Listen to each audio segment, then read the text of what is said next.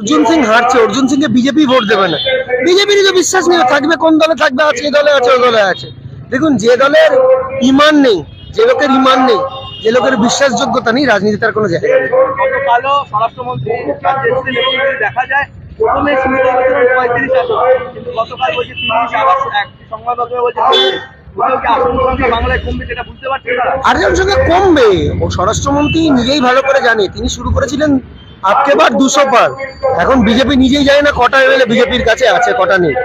তো আরো কমবে। আমি তো শুনলাম বিজেপি বলছে ডাবল ফিগার পৌঁছলে বিজেপির নৈতিক জয় হবে। 9-এর উপর সিট বিজেপি তো কোনো চান্স নেই পাওয়ার।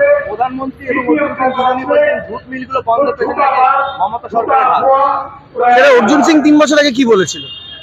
অর্জুন সিং ভিডিও চালিয়ে দিন, আমার প্রতিক্রিয়া নেওয়ার দরকার নেই। অর্জুন সিং কি বলেছিল? যে নরেন্দ্র মোদী জুট মিলগুলো তুলে দিচ্ছে।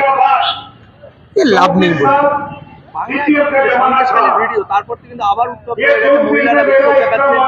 বিজেপির পয়সা দেওয়া লোকেদের বিক্ষোভ বাংলার মানুষ টিভির পর্দায় ভিডিওতে দেখে নিয়েছে। যেই ভিডিওতে শুভেন্দুকে টাকা মুড়ে নিতে দেখা গেছিল কাগজে, সেরকম ভিডিওতেই দেখে নিয়েছে। বাংলার মানুষ কনফার্ম জানেন কি হয়েছে সন্ধ্যাকালে। অরবিন্দ কেজরিওয়াল বলছেন গ্রেফতার হতে পারে।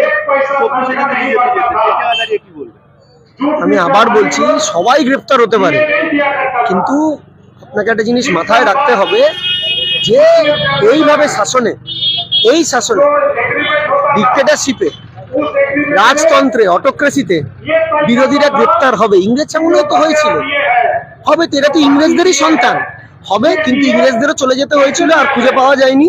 বিজেপিকে আর খুঁজে পাওয়া যাবে না। শাড়ির আঁচল, বাংলা মায়ের শাড়ির আঁচল সবার মাথার উপর আছে।